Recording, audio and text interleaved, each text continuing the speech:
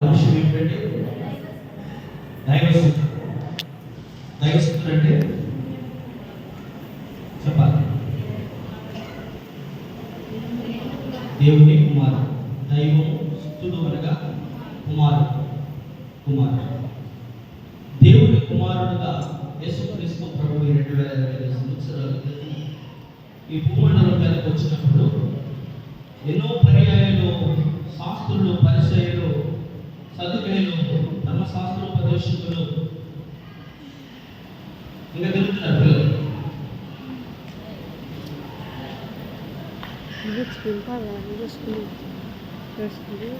ప్రతిసారి ఆయన చిక్కుపరచాలని ఏదో ఒక ప్రశ్న అడగడానికి ప్రయత్నం చేస్తూనే వచ్చారు.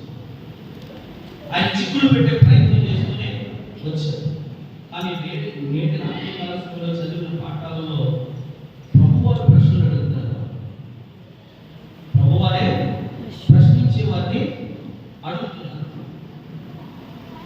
వచ్చిన వారు లేకపోతే మాట్లాడుతున్న వారు లేకపోతే మెస్సియాని ఎదురు చూస్తున్న వారు ఎవరు అని కొన్ని మాటలు ప్రభు అడుగుతున్నాడు. కొన్ని మాటలు మనం ధ్యానం చేసి వాక్యాన్ని ముగించుకుని ప్రార్థన చేద్దాం. చదివిన మత్తయి సువార్తలో 22వ అధ్యాయం 42వ వచనం చదువు.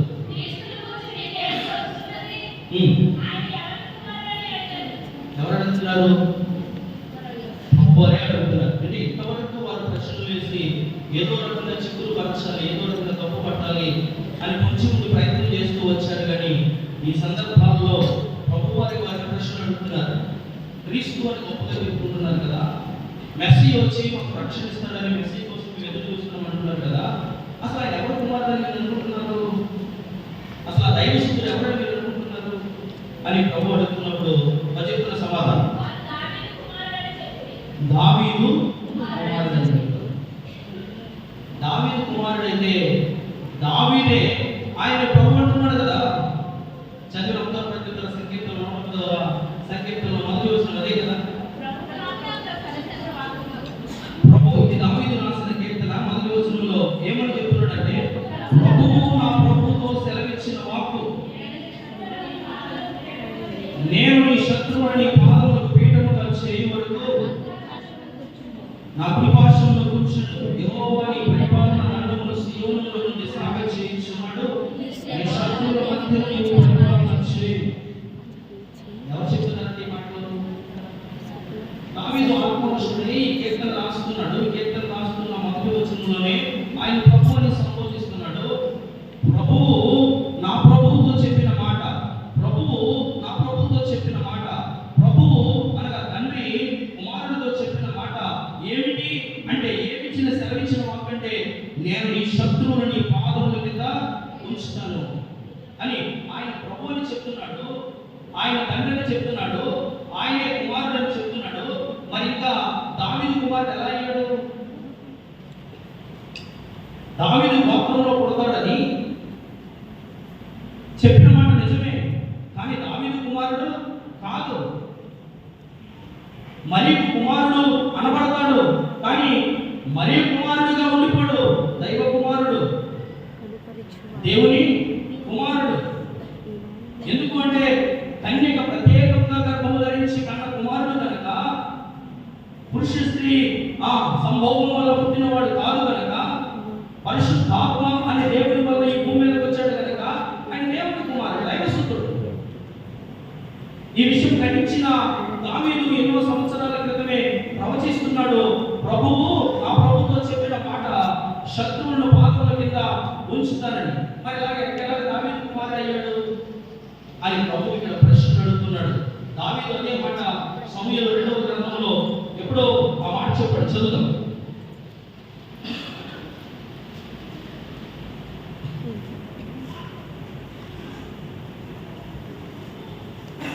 ఇరవై 23వ అధ్యాయంలో మొదటి వచనం చదివితే అక్కడ దావీదు చెప్పిన మాటలు మళ్ళా గుర్తు చేయబడ్డాయి. చివరి ఆయన రచించిన ఆ రచనలో చివరి మాటలో ప్రభు గురించి మాట్లాడుతున్నాడు. సమూయేలు 2వ గ్రంథము 23వ అధ్యాయం ప్రారంభ వచనం నుంచి చదువుకుంటూ ఉంటే అక్కడ ప్రభు గురించి దావీదు చెప్పిన మాటలు ఉంటాయి. చెప్పు చదువు. దావీదు పలికిన దేవోక్తి ఇదే. యాకోబు దేవుని చేత అభిషిక్తుడై మహాధిపత్యము నందనివాడును, ఇశ్రాయేలీయుల స్తోత్రగీతము నందినవాడును, స్తోత్రగీతములను మధురముగా చేసిన గాయకుడు దావీదు పలికిన దేవోక్తి ఇదే.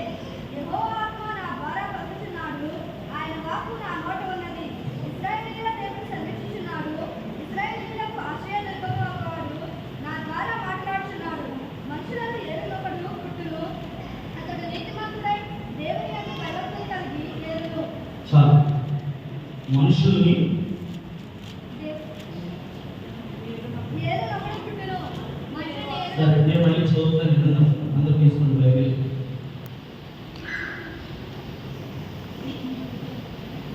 దావీదు రచించిన చివరి మాటలు ఇవే. యెషీ కుమారుడకు దావీదు పలికిన దేవోక్తి ఇదే. యాకోబు దేవుని చేత అభిషిక్తుడైన మహాధిపత్యము నొందినవాడు, ఇశ్రాయేలీయుల స్తోత్ర గీతములను మధురగా చేసిన గాయకులకు దావీదు పలికిన దేవోక్తి ఇదే.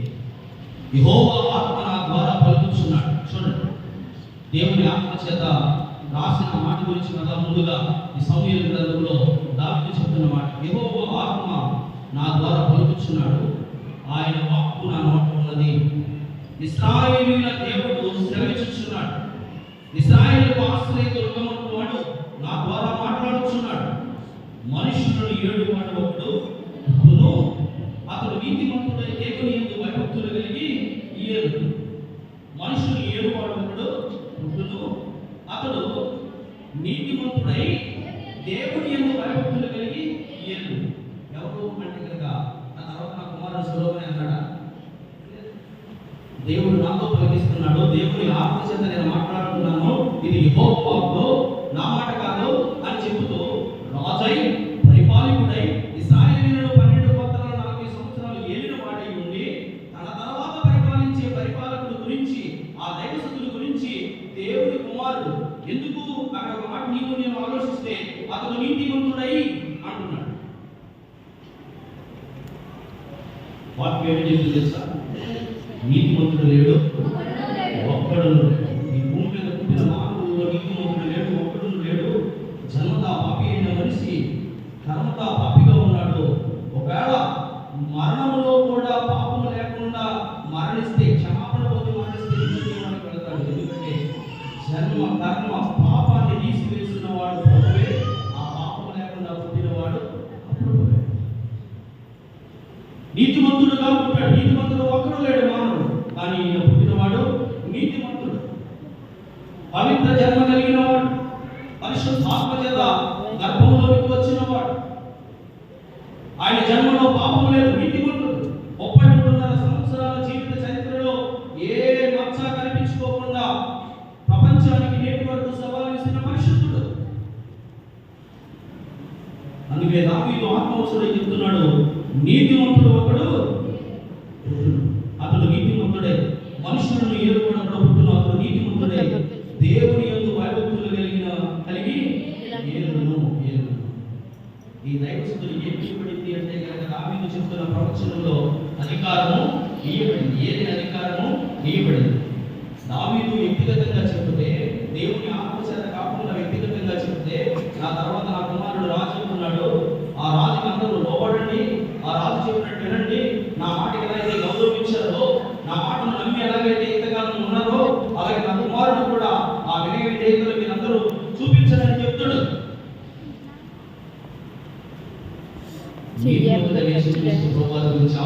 దావీదు ఈ సమయంలో 2 అధ్యాయంలో ప్రవచిస్తున్నాడు. ఆ ప్రవచించిన మాటలే 110వ సంకీర్తనలో 1వ వచనంగా మాట్లాడుతున్నాడు. నా ప్రభువు ఆయనే సెలవిచ్చిన వాక్కు, నా ప్రభు సెలవిచ్చిన వాక్కు. నేను నీ శత్రువులను నీ పాదముల పీడగా చేయి వరకు నా కృపాసనంలో కూర్చుండుము. నీ పరిపాలన దండము సీయోనులో నుండి ఆవిదేగును, నీ శత్రువుల మధ్య నుండి పరిపాలన. విలువైన విషయాల గురించి ప్రభు ప్రశ్నించినప్పుడు తిరిగి వారు సమాధానము చెప్పిన వారుగా లేరు. ఇక్కడ 2 విషయాలు మనం గమనించాం. దైవస్థుతి మనకి క్లియర్గా అర్థమైంది. ఆయన తప్ప ఎవరు కూడా లేదు, దేవుడి కుమారుడు. ఇంకా చెప్పాలంటే ఆయన పంపించిన సేవకులు ఆయన కుమారులుగా ఉన్నారని వాక్యం తెలియజేస్తుంది. ఈ దైవస్థుడు యేసుక్రీస్తు ప్రభువారని అర్థమైంది కదా. ఆయన వాక్యం ద్వారా మనకి తెలుస్తున్నాం. ఈ విషయాలు అర్థం అవ్వాలి అంటే కనుక, ఆ దేవుని గురించి తెలియాలంటే కనుక, ఆ దేవుని గురించి తెలియాలంటే కనుక నీకు నేను గ్రహించవలసింది ఏంటో తెలుసా? దావీదు ఆత్మ చేత నింపబడు. దావీదు పరిశుద్ధాత్మతో వచ్చే దైవశక్తుల గురించి, ఆయన పరిపాలన దండం గురించి, ఆయన నీతిమత్వం గురించి ప్రవచిస్తున్నాడు. ఆయన నీతిమంతుడని చెప్తున్నాడు. నీ దేవుని గురించి నువ్వు చెప్పాలన్నా, నీ దేవుని గురించి నీవు సరైన వివరణ ఇవ్వాలన్నా, నీలో ఆ దేవుని ఆత్మ ఉంటే తప్ప, ఆ దేవుని ఆత్మ నీవు నడిపిస్తే తప్ప నీవు ఆ దేవుని గురించి సరిగా వివరణ ఇవ్వలేవు. దావీదు క్లియర్గా ఇస్తున్నాడు. దావీదు చెప్పే విషయంలో క్లారిటీ ఉంది. తర్వాత రాజుగా 40 సంవత్సరాలు పరిపాలించిన, రెండవ రాజుగా 40 సంవత్సరాలు పరిపాలించిన దావీదు తర్వాత రాజైన యేసుక్రీస్తు ప్రభువారి గురించి చెప్తున్నాడు కానీ సొలొమోను గురించి చెప్పట్లేదు. ఎందుకంటే సొలొమోను నీతిమంతుడని తన కుమారుడి గురించి చెప్పట్లేదు. ఎందుకు అంటే కనుక వాక్యము స్పష్టంగా తేటగా సర్వలోకానికి తెలిసే విధంగా నీతిమంతుడు ఒక్కడు లేడు, అందరూ పాపము చేసి దేవుడు అనుగ్రహించే మహిమను ఆ నీతిమంతుడు యేసుక్రీస్తు ప్రభువే కనుక ఆ దైవశక్తుల గురించి ఈ మాటలు దావీదు గారు తెలియజేస్తున్నారు. ఈ విషయాలు మనకు అర్థం కావాలి. పరిశుద్ధాత్మలో ఇక అక్కడ ఉన్న శాస్త్రులు కానీ పరిశీలు కానీ అర్థం కాకే దావీదు కుమారుడని చెప్పేస్తారు. ఎందుకంటే వారు వాక్య లేఖనాన్ని ఆధారంగా చేసుకున్నారు. దావీదు వంశంలోను గోత్రములను పుడతాడు అని ప్రవచనాలు ఉన్నాయి కనుక వంశంలో గోత్రములో పుడితే దావీదు కుమారుడు అయిపోతాడా? అవడు. అటు ఎందుకు అవడు అంటే కనుక ఆ దావీదే ఆ ప్రభువు గురించి చెప్తున్నాడు. ఆ దావీదే ప్రవచిస్తున్నాడు. మరణప్పుడు దావీదు కుమారుడు ఎలా ఉంటాడు అని ప్రభువు ప్రశ్నిస్తున్నాడు. ఇంతవరకు ప్రభువుని ప్రశ్నిస్తూ వచ్చాడు. నేటి అంశంలో మనకి ఇవ్వబడిన పాఠాల్లో ప్రభువు ప్రశ్నిస్తున్నాడు. రాజుల గ్రంథంలో కూడా ఆ సింహాసనం గురించి 10 గోత్రాలను విడగొట్టిన తర్వాత 2 గోత్రాల గురించి ఆ పరిపాలన గురించి ఆ మాటలు ఎవరు పరిపాలిస్తారు, ఎన్ని విడగొట్టాడు, ఆ విషయాలన్నీ చెప్తానికి సమయం సరిపోదు. కానీ దాని గురించి ఆ రాజుల గ్రంథంలో 13వ అధ్యాయం చదివిన ఆ పాత నిబంధన పాఠ్యభాగం 11వ అధ్యాయం 35 నుంచి 36 వచనంలో ఉంటాయి ఆ విలువైన మాట. చదువుదాం. పేతురు రాసిన 2వ పత్రిక. మనం ఈ రాత్రి కాల సమయంలో 2 విషయాలు మనం గుర్తు చేసుకోవాలి. ఆ ప్రభు గురించి చెప్తున్నాడు. ఆ ప్రభు గురించి చెప్పగలిగిన వాడు రాజు అయి ఉన్నాడు. రాజు అయిన దావీదు తన తర్వాత రాజు అయిన సొలొమోను గురించి చెప్పాలి. కానీ సృష్టికర్త అయిన దేవుని లేదా అద్వితీయ కుమారుడైన దైవశక్తుడైన యేసుక్రీస్తు వారి గురించి చెప్తున్నాడు. అలా చెప్పడానికి చెప్పగలగడానికి ఏం కలిగి ఉన్నాడు అంటే కనుక పరిశుద్ధాత్మను కలిగి ఉన్నాడు. పరిశుద్ధాత్మ కలిగి ఉన్నాడు కనుకే చెప్పగలుగుతున్నాడు. పేతురు రాసిన 2వ పత్రిక మొదటి అధ్యాయం 20-21 వచనాలు చదువు. ఒకడు తన ఊహను బట్టి చెప్పడం వలన ఒకడు తనకి తెలిసింది లేక తను అనుకున్నది తన జ్ఞానాన్ని బట్టి ప్రవచించేస్తే చెప్పేస్తే ఇక్కడ రాసిన పరిశుద్ధ గ్రంథం ఏది కూడా నెరవేరదు. దావీదు చెప్పినది ఆత్మవశుడై చెప్పాడు కనుక ఈ ప్రవచన వాక్యము నెరవేరింది. అంటే ఈ రాత్రి కాల సమయంలో నీవు నేను గ్రహించాలంటే, దేవుని గురించి చెప్పాలంటే, దేవుని గురించి మాట్లాడాలంటే, దేవుని గురించి వివరించాలంటే కనుక ఆయన ఆత్మ అనేది మనకి తోడుగా ఉండాలి. వాక్యము తేటగా ఏం చెప్తుందో తెలుసా? ఆత్మ లేనివాడు నావాడు కాదు, నన్ను ఆరాధించేవాడు ఆత్మతోను సత్యముతోను ఆరాధించాలి. ఆత్మవశుడయ్యాడు కనుక, ఆత్మతో నింపబడ్డాడు కనుక ఆత్మ చెప్పు స్పందనలు విని స్పష్టంగా సమూయేలు గ్రంథంలో తెలియజేసిన మాటలే దావీదు సొంతంగా మరలా 110వ సంకీర్తనలో రాస్తూ వస్తున్నాడు. దేవుని ఆత్మ చేత ఉన్నాడు. దేవుడైన సర్వసత్యంలోనికి నడిపించబడాలి అంటే కనుక ఆయన అడుగు వారికి కొరత లేకుండా ఆత్మను ఇస్తాను. అందుకే ఆయన ఆత్మ కలిగిన వారికి మనం ఉండాలి. పేతురు రాసిన పత్రికలో అదే మాట చెప్తున్నాడు. ఎవరో తన ఊహను బట్టి చెప్తే ప్రవచనము నెరవేరదు. నెరవేర్చదు. ఇచ్చను బట్టి కలగలేదు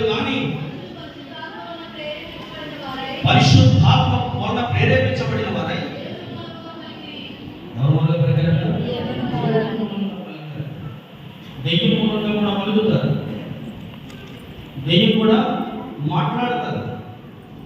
దేవుడి మాట లేదో దెయ్యం మాట లేదో ఈ చివరి దినాల్లో సరిగ్గా గ్రహించలేని మనసు మనకు ఉంటే కనుక తప్పు బోధలకు మనం ఏం చేయబడతామంట? పట్టబడతాం. వాక్యం మీద చెప్తుంది కదా, వాడు ఏం చేస్తాడంటే తెలుసా, ఏర్పరచబడిన వారిని సైతం మోసం చేస్తాడు.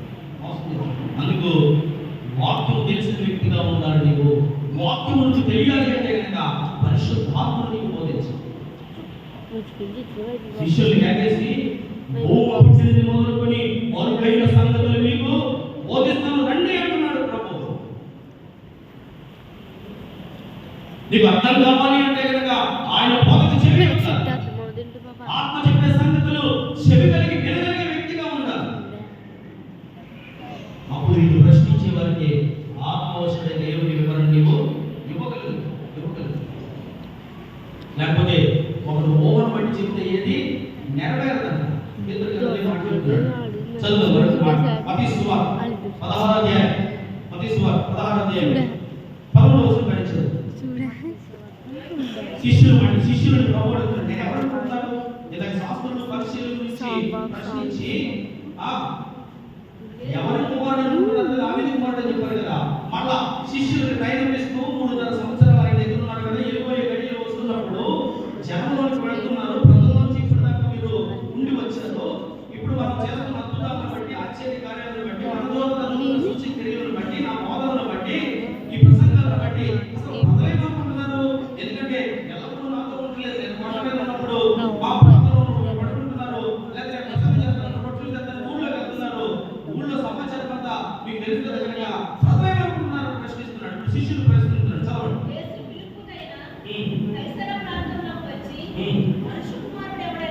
మనిషి కుమారుడు ఎవడని చెప్పుకొనుచున్నారని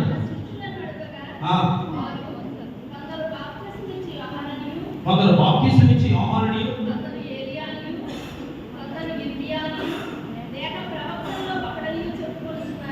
ఓకే రైట్. ఏమని చెప్తారట? బాప్తిసం ఇచ్చి యోహాను, లేదా ఇర్మియా, లేదా ఏలియా, లేదా ప్రవక్తల్లో ఒకడని చెప్తున్నారు. ఇది మేము సేకరించిన సమాచారం, మా చెవులకు వినబడిన మాటలు నీ గురించి. Okay right. ఏమనుకుంటున్నారు? ప్రజలు చెప్పుకునే మాటలు ఎంతో స్పష్టంగా తీసుకొచ్చేది కనుక నాతోటే కొంటున్నారు కనుక అని ఎవరనుకుంటున్నారు? ప్రభు వారిని అడుగుతున్నాడు.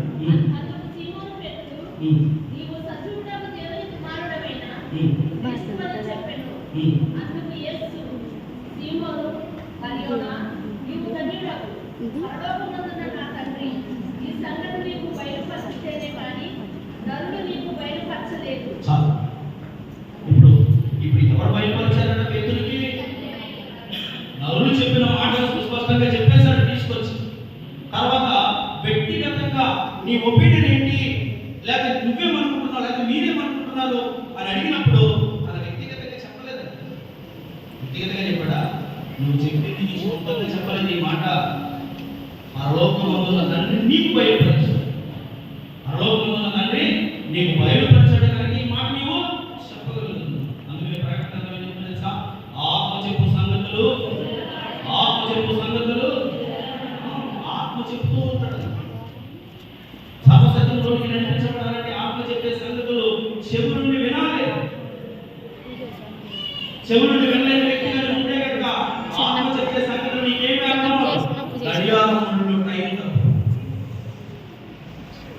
గడియారంలో తిరిగే ముళ్ళు టైం తప్ప నీకేమి అర్థమో, నువ్వేమి నేర్చుకోవు. ఎప్పుడైతే నీ ప్రాణాత్మ శరీరంలో ఆయన ఆధీనంలోకి అప్పగించుకుంటావో, ప్రభువా నాతో మాట్లాడిన ప్రార్థనాపూర్వకంగా వస్తావో, ఈరోజు నేను ఏదో ఒకటి నేర్చుకోవాలి, ఏదో ఒకటి తీసుకెళ్ళాలి, ఏదో ఒకటి పట్టుకెళ్ళాలి అని నువ్వు అనుకుంటావో, అప్పుడు కదా ఆత్మ చెప్పే సంగతులు నీకు అర్థమయ్యేది.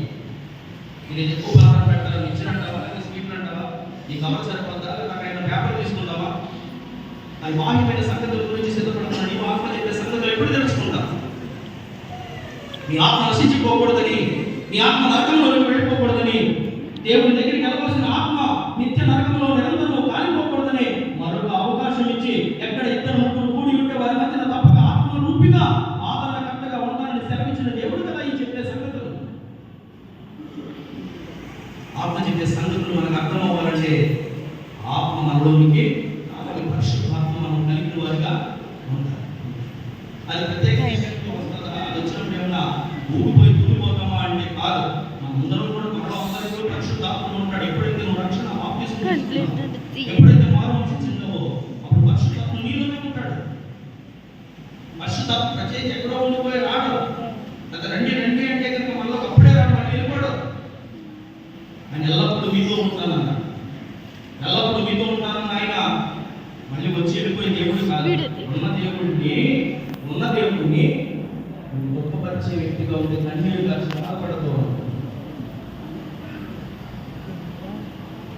ఉన్న దేవుడిని పరిశుద్ధాత్మ సంతోషపరచకుండా నీ కార్యాలను బట్టి నీ అపవిత్రత తెచ్చుకుంటూ ఉంటే ఆయన దుఃఖిస్తూ ఉంటాడు, ఎల్లప్పుడూ బాధపడుతూ ఉంటాడు.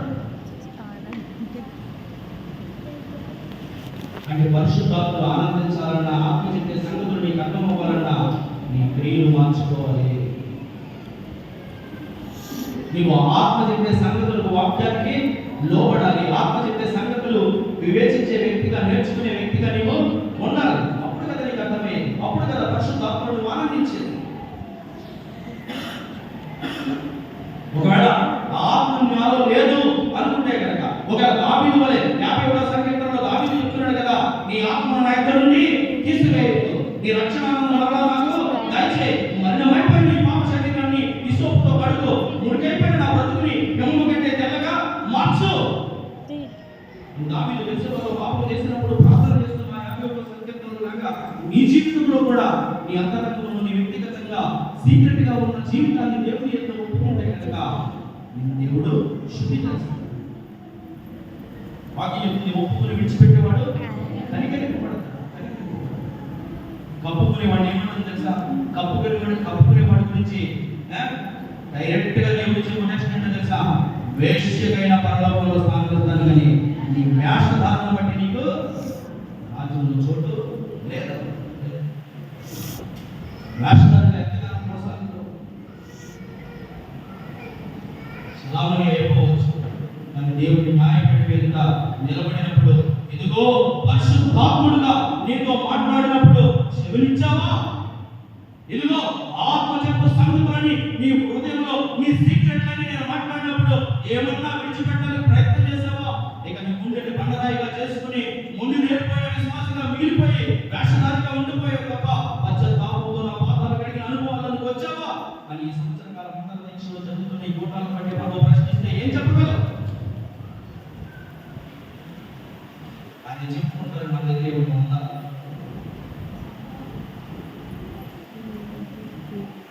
నా స్థితిగతులన్నీ దేవుడికి పుష్పము ఎరువయ్యాయి. దినదినము మోకరించబడాలి, దినదినము సరిచేసుకోవాలి. సోపుతో కడగబడిన దావీదు ఆత్మవశుడై చెప్పుకున్న సంగతి ఏంటో తెలుసా?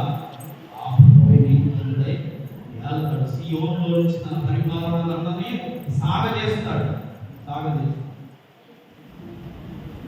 ఎంతవరకు సాగజేస్తాడంటే ఎంతవరకైనా ఆయన పరిపాలించిన దేవుడు. యుగాలు ఈయనే దేవుడు. కూడా హింసించే కాలంలో క్లోజ్ చేసాం. ప్రేమ గురించి మాట్లాడుకుంటాం. ప్రేమను చదవకపోయే దినాల్లో మనం వచ్చేసాం.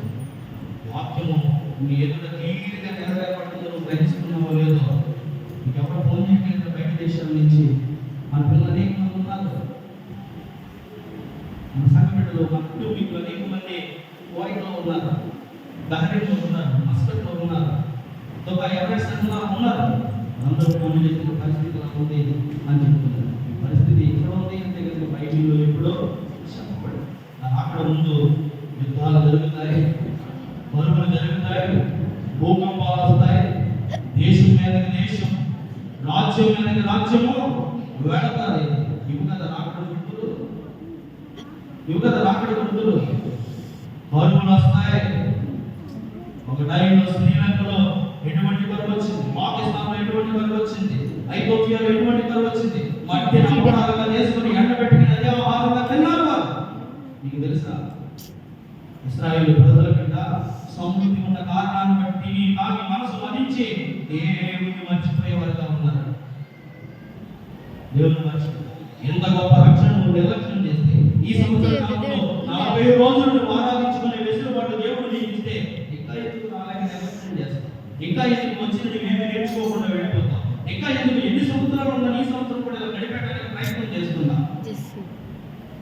కబురుకుందా ఇప్పుడు ప్రపోజ్ ఎక్కడికి వెళ్తామా? మాటలు గొడవగా ఉండొచ్చు, మాటలు బాధాకరంగా ఉండొచ్చు, కానీ మాట్లాడే దేవుడు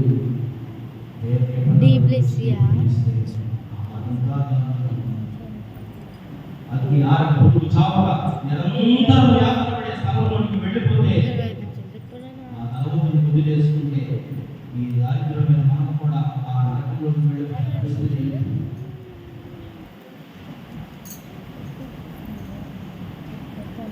ముగిస్తున్నాం.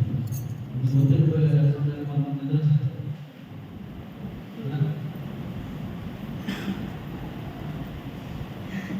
ఒకసారి మాట చదివారు సతీష్ గారు ప్రశ్నిస్తున్న మాట చదివేసి 43-44 రోజులు వచ్చారు. అలాగైతే ఉంచుకోరు ప్రభుతో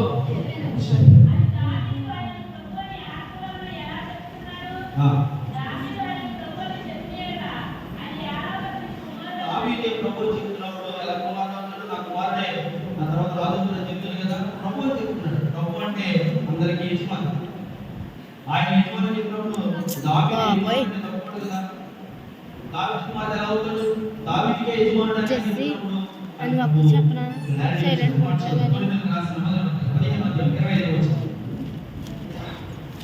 చెప్తాను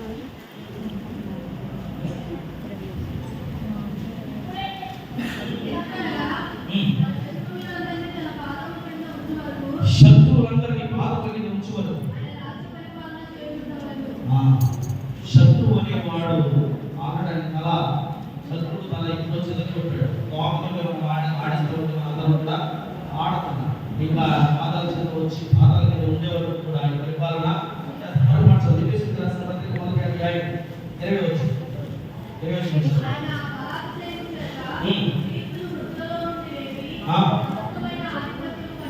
సమస్తమైన ఆధిపత్యం కంటే అధికారం కంటే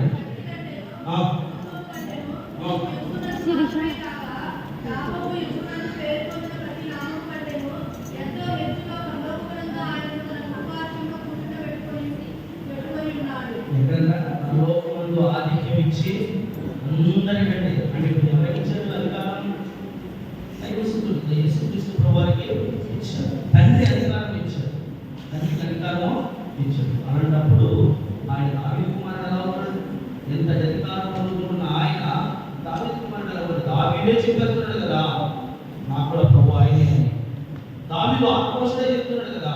మీరు ఎలా అడుగుతున్నారు అంటే పేతురు కూడా తండ్రి బయలుపరిస్తేనే నీవు తండ్రి దగ్గర నుంచి వచ్చిన వాడు జీవం కలిగిన మాటల్లో నేర్పించేవాడు అని పేతురు చెప్తున్నాడు. ఈ దైవస్తుని అంశంలో ఎవరా దైవస్తుడు అంటే యేసుక్రీస్తు ప్రభువారే. యేసుక్రీస్తు ప్రభువారే. నీవు కూడా ఆయన స్థుతిగా తండ్రికి ఎలాగైతే ఇష్టంగా కుమారుడు ఉన్నాడో నీవు నేను కూడా ఆయన కుమారులుగా కుమార్తెలుగా ఉండాలి. ఆయన ఇష్టమైన బిడ్డలుగా ఉండాలంటే ఇదిగో ఆత్మవశము కావాలి. ఆత్మ లేని వాడు నావాడు పరిశుద్ధ ఆత్మ ఎప్పుడైతే పొందుకుంటామో సర్వసత్యంలోనికి నడిపించబడతాం. సత్యం నీకు ఏం చేస్తాడంటే స్వతంత్రుడిని సత్యం అనగా వాక్యం, వాక్యమే సత్యం. వాక్యాన్ని ఎప్పుడైతే వాక్యాన్ని ఎప్పుడైతే అవలంబిస్తావో, వాక్యాన్ని ఎప్పుడైతే ఉంచుకుంటావో అది పాపం చేయకుండా కాపాడుతుంది, సత్యంలోనికి నడిపిస్తుంది, సత్యంలోంచి సర్వసత్యంలోకి నడిపించాలి. ఆ సర్వసత్యం ఏముంది అంటే కనుక నిత్య జీవము. ఆ నిత్య జీవానికి వారసులు అవుతాం. అటువంటి వారసత్వాన్ని పొందుకోవడానికి పరిశుద్ధాత్మ చేత నింపబడటానికి దేవుడి మాటలు అందరి వీటిలో దీవించి ఆశీర్వదించును. ప్రార్థన